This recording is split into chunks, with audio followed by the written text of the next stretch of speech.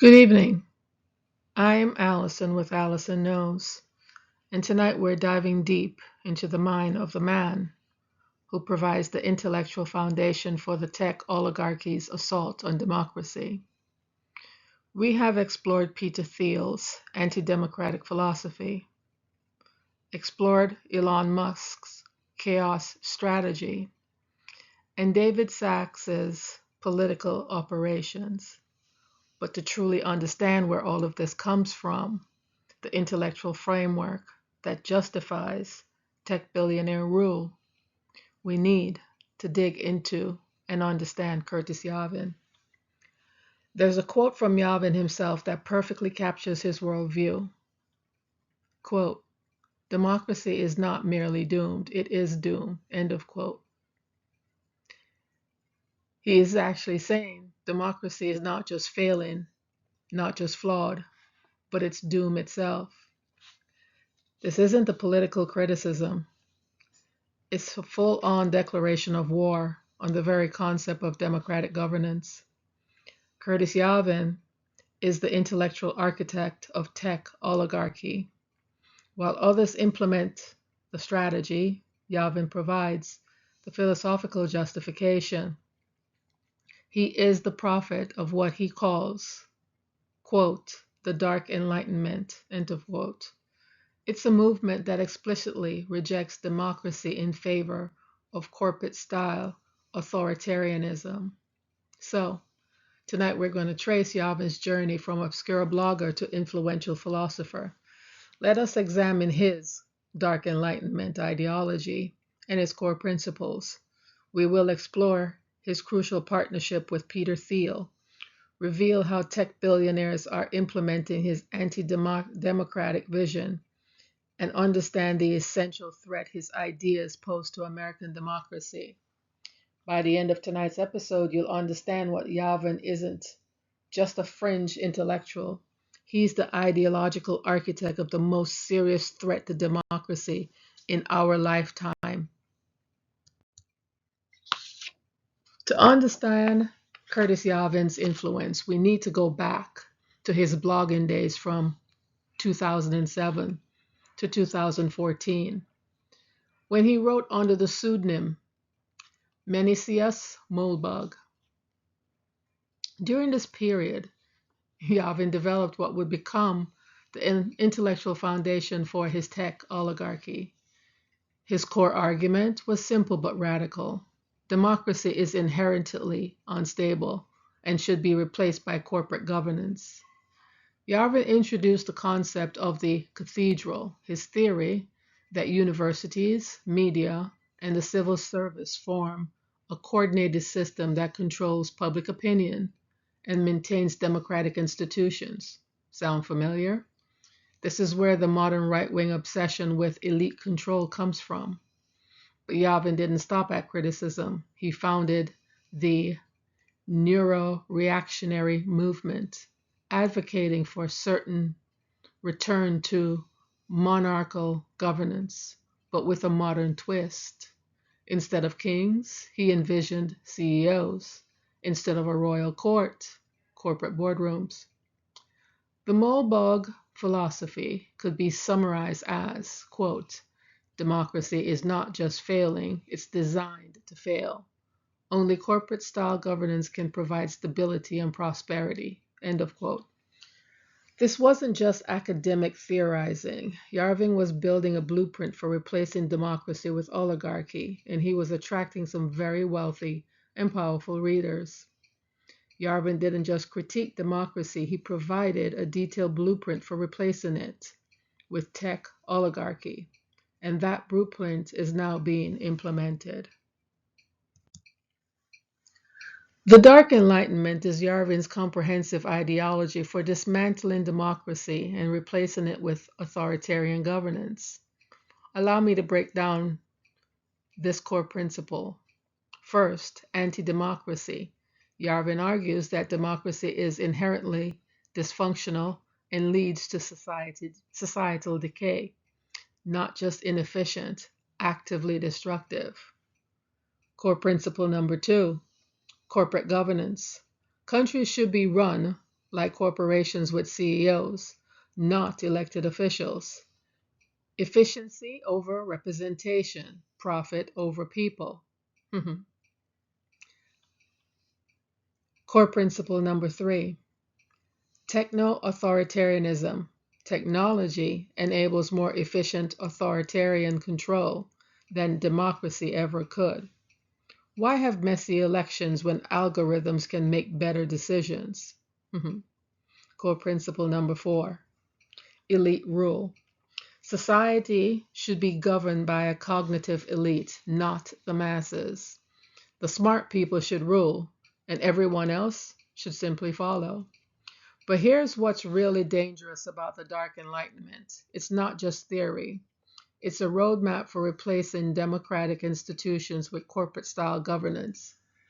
Technological rule, elimination of voting rights, and authoritarian efficiency. Look at what's happening right now. Tech billionaires taking government positions, social media platforms controlling the flow of information, AI systems making decisions that used to be democratic, and parallel institutions being built to replace public ones. The Dark Enlightenment isn't just philosophy. It is a roadmap for dismantling democracy and replacing it with oligarchy. And that roadmap is now being followed. The relationship between Curtis Yarvin and Peter Thiel is crucial in understanding how fringe philosophy became a billionaire strategy. Thiel didn't just read Yarvin's blog, he funded Yarvin's startup, Tolan, and actively promoted his philosophy within technological circles. This wasn't casual interest, it was strategic investment in an intellectual framework. The ideological alignment is clear. Thiel's famous statement that, quote, competition is for losers, end of quote, directly echoes Yarvin's anti-democratic stance. Both believe that conflict and competition, the essence of democratic politics, are inefficient and destructive. But Thiel did more than just fund Yarvin. He introduced him to other tech billionaires and political operatives, building a network around these ideas. He translated Yarvin's philosophy into political and business strategy. Let's look at this radar chart showing Yarvin's influence on the Thiel network. His impact is strongest in anti-democratic rhetoric and cathedral theory, the idea that institutions need to be captured and controlled. The partnership worked like this. Yarvin provided the theory, Thiel provides the money, and together they're building a blueprint for oligarchy. This isn't just intellectual influence, it's strategic coordination between a philosopher and a billionaire to reshape American governance according to an anti-democratic principle. So, how do you implement the Dark Enlightenment? How do you move from blog posts to actual political power? The answer is you don't destroy the system, you capture it, hollow it out, and replace it from within. Government capture. Thiel, Musk, and Sachs taking direct government roles to implement control from the inside.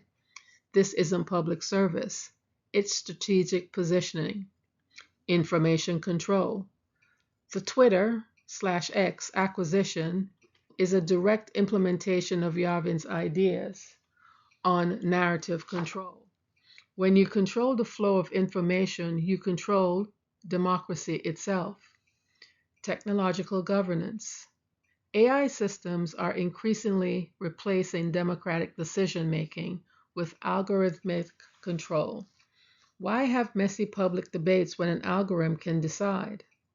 Parallel institutions. Building private alternatives to public institutions, private schools instead of public education, private arbitration instead of public courts, private security instead of public police. Look at this chart showing implementation progress from 2020 to 2025. Government capture is at 75%. Information control at 85%. These aren't random developments. They're coordinated implementation of Yarvin's blueprint. Strategy is brilliant in its simplicity. Don't fight democracy directly. Make it irrelevant by building better alternatives that serve the elite. So, what does Curtis Yarvin represent to American democracy? He represents the intellectual framework that justifies everything we've been documented in this series. Yarvin provided the philosophical justification for tech oligarchy takeover. When billionaires capture government institutions, they can point to Yarvin's work and say they're implementing a superior form of governance. His influence on Thiel, Musk, and Sachs isn't accidental. They're implementing his anti-democratic vision with billions of dollars and unprecedented political access. Most dangerously, Yarvin has created a detailed roadmap for dismantling democratic institutions and norms. This isn't random authoritarianism. It's systemical, intellectual, and strategic. The threat isn't just that democracy might fail. It is that it's being deliberately undermined by people who have a comprehensive plan for what comes next. But here's the thing about intellectual frameworks. They only work when people don't understand them. By exposing Yarvin's ideas, by understanding the dark Enlightenment, by recognizing the implementation strategy, we can defend our democratic institutions. Yarvin isn't just a fringe blogger, he is the intellectual architect of the technological oligarchy's assault on democratic governance. But ideas can be challenged, philosophies can be debated, and blueprints can be rejected. In our next episode, we'll explore Jeff Bezos and how his everything monopolist approach fits into this broader pattern of oligarchic capture. We will continue to follow the money, to follow the connections, and most importantly, to follow the truth. I am Allison with Allison Knows, and I will see you next time.